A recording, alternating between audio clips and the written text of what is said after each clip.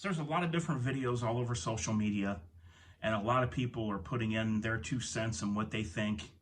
And some of these guys are actually really accurate, but I just kind of wanted to clear up some things and let you guys know exactly what is going on here.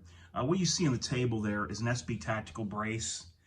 And basically, in the new ATF checklist, in the first box, this would receive a bunch of points because they will claim that this is modeled after a known stock, which is the HK stock. This arm brace is mainly rubber. It does have the strap for your arm right here, but it is similar to an HK stock. So here's what's going on, guys. The ATF cannot make law. That's Congress's job. Unfortunately, they give the ATF enough power to interpret law on certain things. So the ATF can't come out and say we're banning arm braces. So what did they do? They gave a checklist that 99% of what's out there on the market is essentially banned. It's kind of like when you go to a carnival, a fair, or an amusement park, and they have these games with the great big stuffed animals. Those games are rigged for you to lose. This ATF checklist for these arm braces is rigged for you to fail.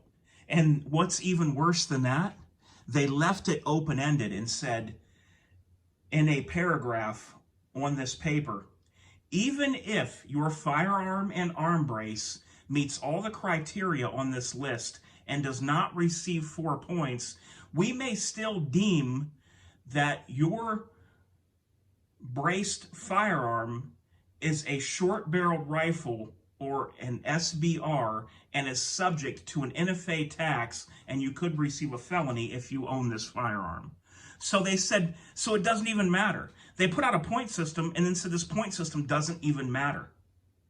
Because even if a company comes out with something that meets all the criteria on here, we can still determine that that was made to be an SBR or a short-barreled rifle, and you can receive a felony, and you would have to have a tax stamp. So why even put out a point system? The point system was kind of to let all these companies know that we pretty much are banning everything that's on the market. That's what that point system is for. They can't just come out and say they ban things because that's making law, but they can interpret law, and unfortunately, all these big government agencies are overstepping their bounds. They are.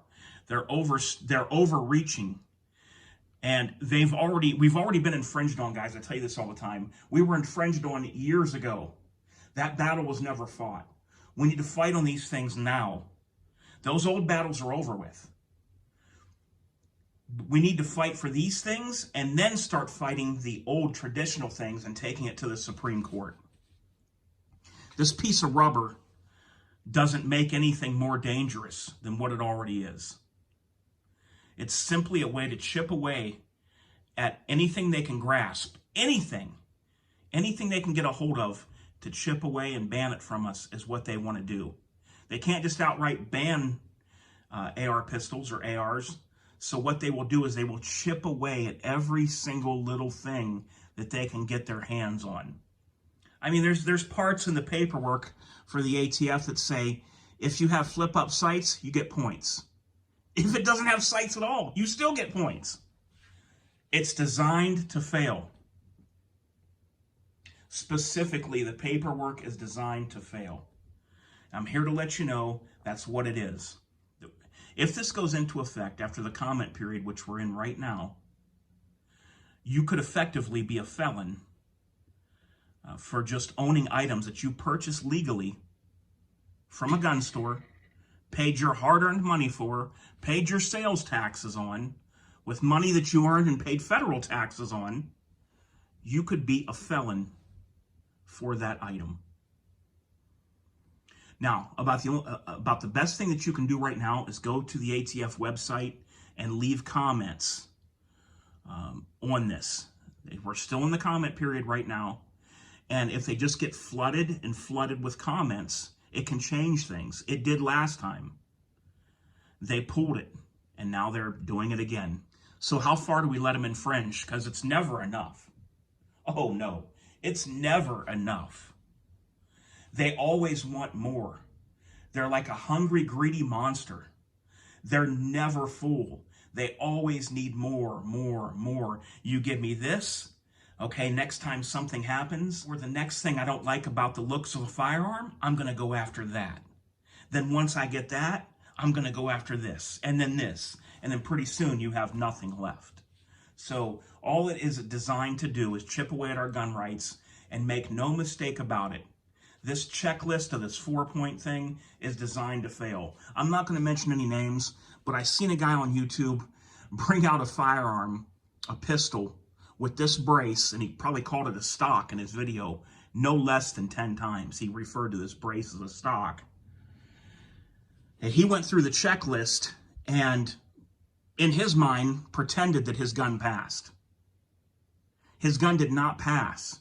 Because in the first box that he went over and he failed, the first box said, is this designed after a known shoulder stock? Bing, bing, bing. Yes, it is. The HK stock.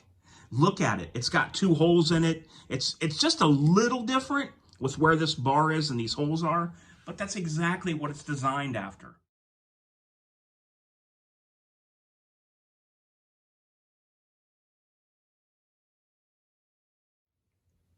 Even though it's a brace, and the only other difference is it is shorter than an HK stock. This is actually a legal arm brace because of the length of pull that it has. It's not what the ATF originally, before this administration, considered a stock because it didn't have the right length of pull. The ATF used to have criteria that they would go by to consider, to make considerations for what they deemed a stock, and it would have to have a certain length for shouldering. And this does not meet that criteria, but make no mistake about it, it does now. So this guy that put his firearm out on the table, you failed that test, buddy. You can make up your own little scenarios and look at it and go over in your mind what you think is and what isn't going to give you points. But the truth be told, your gun failed. And if this goes through, that very gun that you put out on your table and you showed in your video, that gun will make you a felon if this goes through. Make no bones about it. You will be a felon. No matter what you think in your mind or what little scenarios you put together, that gun will, you will be a felon with that firearm if this goes through. And I don't know why this person's known for like trying to stick up for this side. Well, I do know why. The guy that did this with the arm brace and acted like it passed his checklist, this guy is known to be pretty much a flaming liberal, but he happens to like guns, and he has a decent sized channel. It's not huge by any means, but it's a decent sized channel that gets word out there about stuff. And I don't think that he should be giving advice on his videos that could get people in trouble. So that's just where I stand, guys. This is designed to fail. They can't just step up and say we're banning braces because that's Congress. So what do? They go the backdoor route. Another government agency going the backdoor route and saying, well, you can have it, but this is the criteria which almost no one can meet. All right, guys, I hope this makes sense. If you have any questions or comments, please leave them in the description box below the video. If you want to know the video I'm referencing where the guy put the pistol with this brace on it on the table and went through the checklist and said it passed, send me an email or a personal message. I'll put my email down below, and I'll link you to that guy's video if you want to see it. Until next time, guys, this is DOF, and I am out of there.